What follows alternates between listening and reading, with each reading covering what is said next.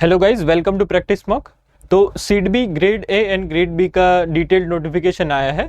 इसमें seed B ने काफ़ी ज़्यादा चेंजेस किए हैं, तो हम स्टेप वाइज उनको देखेंगे। ओके, स्टार्ट करते हैं। तो ग्रेड ए और ग्रेड बी दोनों का है वो नोटिफिकेशन है। तो इसमें सबसे पहले देखते हैं कि हमारा एग्ज़ाम कब है। तो tentative date of online examination phase 1 जो है वो आपका दिसंबर 22 को है। फेज़ 2 है वो आपका जनवरी 19 को है। तो काफ़ी कम टाइम है आपके पास फेज़ 1 और फेज़ 2 में। और इंटरव्यू है वो फरवरी में होगा, ऐसा पहले से उन लोग ने बता दिया है। ठीक है। और एलिजिबिलिटी क्राइटेरिया है, उसमें उन्होंने जो डेट दिया है कि नवंबर 8 तक आप 30 या 33 के होने चाहिए। 33 यानी अगर आप ग्रेड बी के लिए एलिजिबल है तो आप ग्रेड बी में है वो 33 या 34 ईयर का एज लिमिट रखते हैं वो लोग। आगे देखते हैं उसको। ठीक है, नेक्स्ट देखते हैं। नेक्स्ट है हमारा कितनी वैकेंसी है वो। ठीक है, फर्स्ट देखते हैं, ये है हमारा ग्रेड ए और नीचे है हमारा ग्रेड बी। ठीक है, तो ग्रेड ए में टोटल 50 वैकेंसी है और सब जनरल स्ट्रीम के लिए है, जनरल स्ट्रीम के लिए है। और उसमें आप जो है वो देख सकते हैं कि 23 UR, 3 EWS, 14 OBC, 4 ST and 6 SC के लिए है। ठीक है, और जो ग्रेड बी ऑफिसर है उसके लिए है जनरल, लीगल और आईटी, 3 में है। जनरल में 10, फिर 6 और 6, ऐसा करके 22 है। तो इसमें 50 है और इसमें 22 है। ओके, और जो दोनों का जो पे लेवल है वो थोड़ा वो मैच हो रहा है, पर एग्जैक्ट भी नहीं। पर लिखा है कि 1 लाख अप्रोक्स मिलेगा आपको ग्रेड ए ऑफिसर में और 1,15,000 मिलेगा ग्रेड बी ऑफिसर में। ठीक है, तो ये सिर्फ वैकेंसी का ब्रेकअप हुआ है। अभी आगे नेक्स्ट देखते हैं। नेक्स्ट है हमारा एलिजिबिलिटी क्राइटेरिया।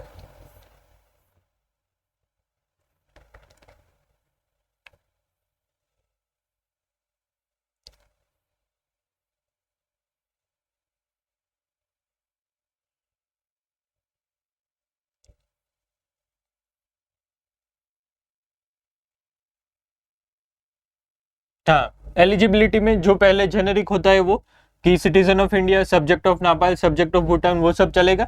और जो मेन वाला जो एलिजिबिलिटी क्राइटेरिया है वो नीचे दिया है, अच्छे से देखते हैं। पहला है ग्रेड ए ऑफिसर में। तो ग्रेड ए ऑफिसर में 21 टू 30 ईयर का उन लोग ने एज लिमिट रखा है। अगर आप ग्रेड ए में एलिजिबल हो तो आप 30 ईयर के ऊपर हो तो नहीं अप्लाई कर सकते। ठीक है, और ग्रेड बी में 25 ईयर्स टू 33 ईयर्स तक का एज लिमिट दिया हुआ है। और नीचे ही उन लोग ने जो है आपका डेट है वो प्रोवाइड कर दी गई है कि आप कट ऑफ डेट से आगे है या पीछे है, वहां से आपको पता चलेगा। ठीक है, और जो भी सबको जो रिलैक्सेशन, एज रिलैक्सेशन मिलता है वो सेम ही है जो सबको मिलता है वो। नेक्स्ट देखते हैं। नेक्स्ट है हमारा एसेंशियल एजुकेशन क्वालिफिकेशन। काफ़ी इन लोग ने कॉम्प्लेक्स तरीके से बताया है, कुछ प्लस माइनस इसमें हो सकता है, पर ये यही है कि कॉम्प्लेक्सिटी काफ़ी ज़्यादा है। तो धीरे धीरे हम लोग इसको देखेंगे। सबसे पहले बात करेंगे ग्रेड ए के बारे में। तो ग्रेड ए में मैक्सिमम एज 30 जो हमने ऊपर देख लिया। फिर है हमारा एजुकेशन क्वालिफिकेशन। तो इसमें सभी ग्रेजुएट एलिजिबल नहीं है, पर लिखा है graduation in commerce, economics, mathematics, statistics, business administration, engineering with minimum 60% mark. ठीक है, तो ये इतने ही ग्रेजुएशन जिसने किया है तो वही एलिजिबल है। तो बीएससी वाले एलिजिबल नहीं होंगे। बिजनेस एडमिनिस्ट्रेशन लिखा है तो आई थिंक बीबीए वाले एलिजिबल हो सकते हैं। ठीक है, और कंपनी सेक्रेटरी या फिर सीएमए, आईसीडब्ल्यूए या फिर सीएफए होना चाहिए, या फिर सीए भी चलेगा और एमबीए इन फाइनेंस भी चलेगा, एमबीए और पीजीडीएम इन फाइनेंस। ठीक है, तो ये 4 क्वालिफिकेशन दिया है। और अभी इसमें नीचे दिया हुआ होगा कि 3rd और 4th जो है, अगर आपने एमबीए इन फाइनेंस किया है या पीजीडीएम किया है आपने, और सीए भी सीए है या फिर आपने एमबीए इन फाइनेंस किया है, तो अगर आपका जो वर्क एक्सपीरियंस है वो नहीं है तो चलेगा। तो जो एसेंशियल जो वर्क एक्सपीरियंस है वो ऊपर के 2 वाले हैं उनके लिए ही है, जो नीचे वाले हैं उनके लिए नहीं है। तो उसमें minimum post qualification work experience लिखा है। तो 1 है, तो इसमें ये वाला जो कॉमर्स और इंजीनियरिंग वाले हैं, तो उन लोग में एसेंशियल क्वालिफिकेशन है 2 ईयर का आपका जो है वो एक्सपीरियंस होना चाहिए। कहाँ पे होना चाहिए? तो all India financial institution, banking, essentially वो बैंकिंग एंड फाइनेंस में आपने काम किया हुआ होना चाहिए 2 साल तक, तभी आप इस पोस्ट के लिए एलिजिबल है। ठीक है, और नीचे यहाँ पे लिखा हुआ है कोर फंक्शनिंग में भी आपको काम करना है, ऐसा भी लिखा हुआ है यहाँ पे। फिर हाँ, minimum post qualification work experience criteria are not required for candidates having educational qualification as indicated in 3 and 4। 3 and 4 यानी अगर आपने सीए किया हुआ है और अगर आपने एमबीए इन फाइनेंस किया हुआ है तो आपको जो है ऐसे जो आप फ्रेशर है अगर अभी भी, तो आपको ये एलिजिबल है आप इसके लिए। Other than that all people should have 2 years of experience specifically in finance domain. Okay, next है हमारा मैनेजर ग्रेड बी। तो इसमें जो एज क्राइटेरिया है वो 33 ईयर तक का है। तो इसमें भी सब दिया हुआ है कि graduation in any discipline. Grade B में आपको एनी डिसिप्लिन में है और इक्विवेलेंट टेक्निकल और प्रोफेशनल क्वालिफिकेशन, क्योंकि ग्रेड बी में है वो आईटी और लीगल की वैकेंसी भी है, ग्रेड ए में सिर्फ जर्नलिस्ट की वैकेंसी है, ठीक है। और post graduation in any discipline, अगर आपने ग्रेजुएशन किया हुआ है और अगर आपके पास 5 साल का एक्सपीरियंस है तब आप इसके लिए एलिजिबल होंगे, ठीक है। बाकी ये सब बताया हुआ है वो काफी कंफ्यूज करने के लिए है ऐसा लग रहा है। जो मेन है वो यहाँ पे है कि at least 5 years of experience as an officer in, ये सब दिया हुआ है। आरबीआई, सेबी, नाबार्ड वो सब में अगर आपका एक्सपीरियंस है अच्छे से तभी आप इस पोस्ट के लिए एलिजिबल है, ऐसा उन्होंने बताया है, ठीक है। तो ग्रेड बी का काफी उन्होंने हाई लेवल रखा है कि 5 साल का एक्सपीरियंस, वो भी ऑफिसर लेवल का अगर आपका है तभी आप इस पोस्ट के लिए एलिजिबल है। तो काफी ये कॉम्प्लेक्स हो गया है अभी। फिर लीगल में जो भी एलएलबी और वो सब, और सब में वही के एसेंशियल क्वालिफिकेशन में जो 5 साल का एक्सपीरियंस है वो आपके पास रिक्वायर्ड है। सेम गोज फॉर आईटी, ठीक है। अभी ये eligibility criteria I think clear हो गया होगा आपका। नेक्स्ट देखते हैं अभी।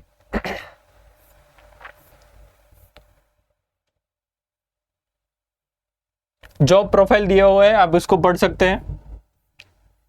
क्या क्या काम करना पड़ेगा आपको वो बताएंगे। स्पेशलिस्ट स्ट्रीम है, उसमें स्किल्स भी लिखे हुए होंगे कि ये स्किल्स आपको पता होने चाहिए, तभी आप उसका कुछ चेक तो वो नहीं कर रहे हैं वैसे, पर आपको पता होना चाहिए वो सब। नेक्स्ट है हमारा सिलेक्शन प्रोसीजर।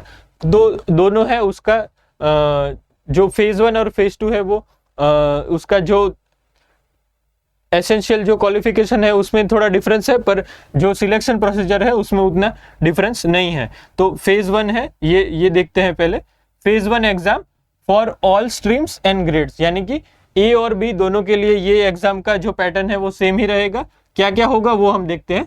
तो इंग्लिश, रीजनिंग, क्वांट, कंप्यूटर, फिर जीए, और फिर नया उन्होंने डाला है कि MSME, policy, regulatory and legal framework, finance and management and stream specific test, ठीक है। तो ये सब होगा हमारा और टोटल 200 मार्क्स का होगा। पर इन लोग ने जो नई चीज लाई है वो ये है कि नीचे इन्होंने लिखा है, हाँ, क्वालिफाइंग सेक्शन। तो जैसे नाबार्ड में होता है कि जो क्वांट, रीजनिंग, इंग्लिश है वो लोग क्वालिफाइंग कर देते हैं और जो मेरिट सेक्शन है वो अलग रखते हैं। तो इन्होंने ऐसा ही किया है कि मेरिट सेक्शन में जीए होगा और एमएसएमई, पॉलिसी और वो सब होगा, और मैनेजमेंट विद फोकस ऑन और स्ट्रीम स्पेसिफिक टेस्ट। यानी कि जो आपका English, reasoning, quant and computer है वो आपका टोटली क्वालिफाइंग ही है, वो आपका जो फेज 1 का मार्क्स है उसमें नहीं गिना जाएगा। तो जो आप बैंकिंग एस्पिरेंट को जो एज मिल रहा था तो वो उन लोग ने यहाँ पे काइंड ऑफ रिमूव किया है, और जो एमएसएमई, पॉलिसी और वो जो फाइनेंस मैनेजमेंट वो अगर आपको पता है तभी आप जो फेज 1 है वो अच्छे से क्लियर कर पाएंगे, ठीक है।